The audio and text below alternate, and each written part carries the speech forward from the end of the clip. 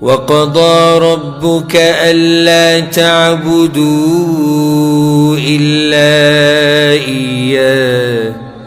وبالوالدين إحسانا. دا اللہ فیصله ده چې بندگی به صرف د الله کې او د مور پلار سره به کوي. د الله په حق پسې د مور پلار حق دی. نیکان خلک په دې باندې پوه دي. خصوصا إما يبلغن عندك الكبر أحدهما أو كلاهما. کله چې د دوانو کې یو بوډاوالي ته ورسي یا دوانه بوډاوالي ته ورسي. کله چې په دې دوانو کې یو بوډاوالي ته ورسي یا دوانه بوډاوالي ته ورسي فلا تقل لهما أف ولا تنهرهما. اف ټکی به ورته نه اف. دې سره مور پلار زړه ستړی کېږي او د هغوی زړه ته غم رسي. ولا تنهرهما رټې به یې نه. وقل لهما قولا كريما. او الله مور پلار سره چې خبرې کوي ډېرې عزتمنې خبرې به کوي. ډېر درانه خلک دي نو ته به د هغوی په مخ کې همیشه نوکرې، ته به همیشه مري، ته به غلامې او هغه به مالکاني، هغه به مشراني. هغوی به زورور هم وایي، زورور دي مشران دي، خپله زوروره به وایي، ته بیا هم ګزاره کوې. وقل لهما قولا کریما. ډېر ناشنا تعبیر الله کړی دی. واخفض لهما جناح الذل من الرحمة. الله وی د خپل وزري به د شفقت او د مهرباني د لاسه هغوی ته کته کي. د وزري به کته کي.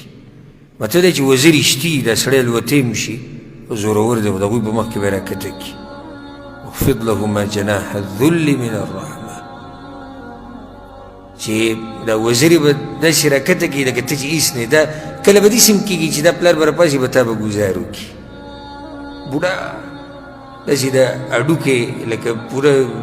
هډوکي چې را جمع شوي داسې یو موټی به وي، هغه به راپاسي په تا به ګزار وکړي، ته به غلی ولاړې. دې ته وایي وزري به کته کړي. کله به دا مور په تا پسې راپاسي غوسه به شي، لاس به راته ووایي دا ته څه وې، څه ګډوډې وې، ته به غلی ولاړې.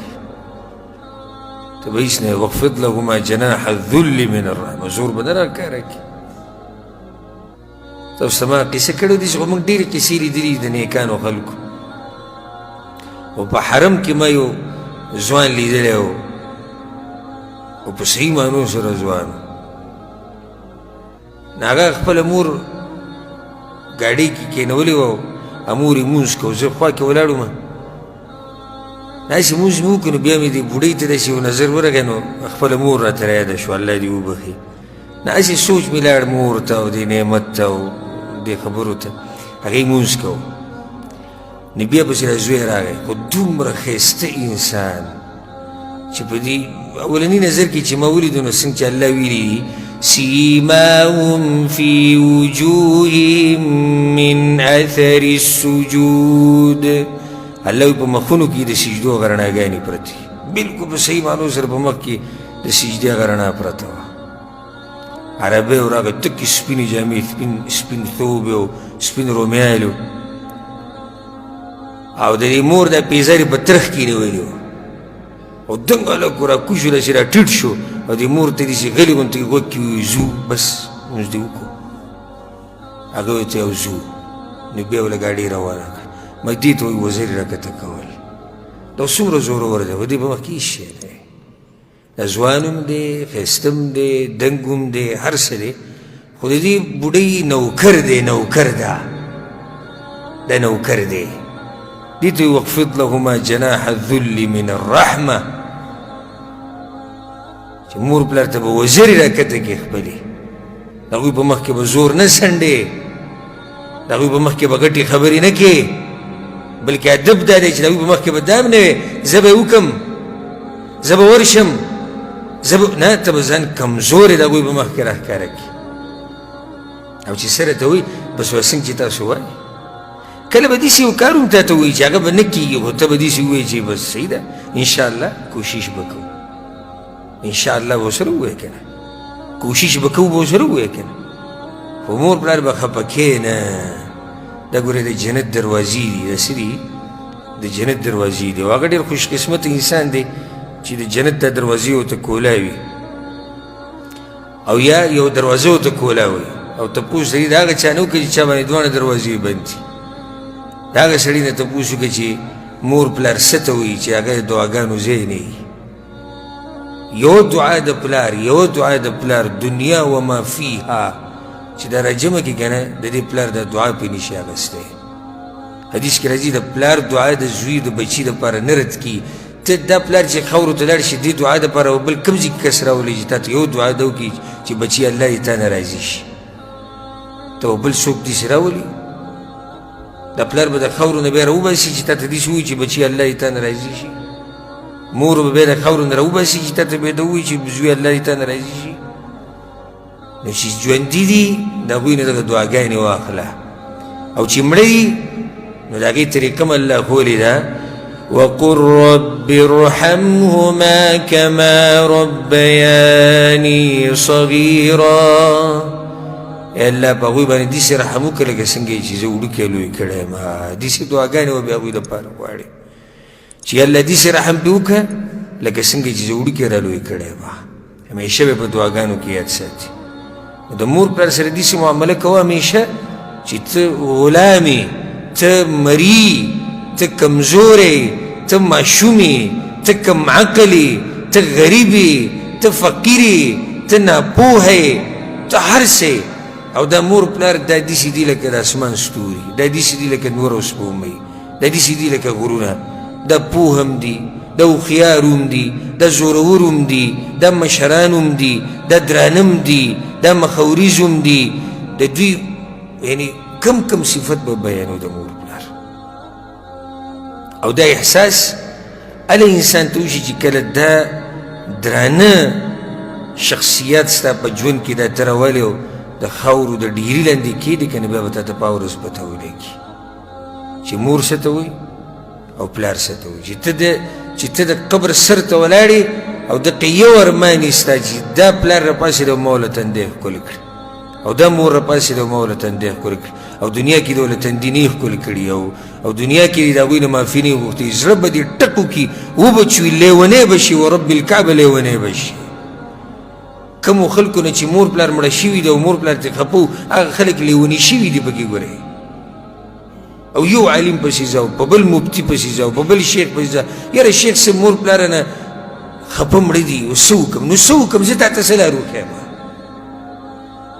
تا نه خفه مړه دي زه تا ته څه لار وښیم زه خو زیات نه زیات به تا ته دا وایم چې الله نه بخښنه وغواړه دغه لار ما ته معلومه خو که اوس ته دا وایي چې دا مور پلار راپاسي او ما ته وایي چې زویه زه ستا نه راضي یم نو داسې خو ما ته یو لار نه ده معلومه زه یم چې داسې سړی دی به لیونی شي په اخره کې چې دا سوچي ځکه چې هلته هغه موقع تلې ده او هغه شخص او هغه څه خوش قسمته بچي دي چې مور پلار ترې تللي دي او په داسې حال کې چې هغه د هغه نه راځي هغه روایت اگر که سندن پکې کلام شته چې کله پیغمبر صلی الله علیه وسلم د یو کس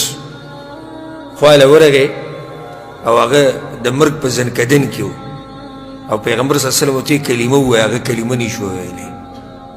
بیا پیغمبر ته پوښتنه کوي مور خو نشته ده که نه مور پلار وی رسول الله مور یې شته پلار یې نشته کوم ځای کې دا و چې ورغلو مور ناست بوډۍ سمه بوډۍ ختمه وی دی مور ده پیغمبر صلی الله علیه وسلم وی خفه یې تی که څه ای مخ واړه ما ته ویلی چې او خفه یم چې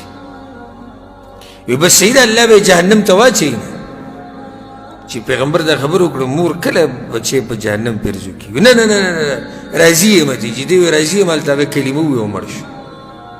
چې دا مور پلار دنه راضي نه وي که نه نو کلمه به دې د مرګ په وخت کې نصیب نه شي ګوره دا خبره یاده کړه ما ته پته لري چې داسې مور پلار شتي چې هغوی زیاتې کوي د بچو سره هغوی ظلم کوي هغوی یعنی نامناسب خبره به کوي خو دا ټول سره امتحان دی مور پلار ته د دوی څنګه قدر کوې څنګه نه کوې دا یو امتحان دی بیا د مور پلار بد اخلاقه دا دویم امتحان دی لکه بعض راشي موږ ته وایي نو ډېر بد اخلاقه دی نو زه یم څه کوې مړ کوې بد اخلاقه دی څه کوې مړ کوې دا بل امتحان شو که یو امتحان خو په موږ ټولو باندې دا دی چې الله موږ له مور پلار راکړي دي او په موږ باندې د هغوی خدمت لازم کړی دی دا یو امتحان شو بیا دویم امتحان په بعضو باندې دا دی چې د مور پلار یې وله بد اخلاقه ورکړي دي د مور پلار یې وله ظالمان ورکړي دي د مور پلار یې وله بېدینه ورکړي دي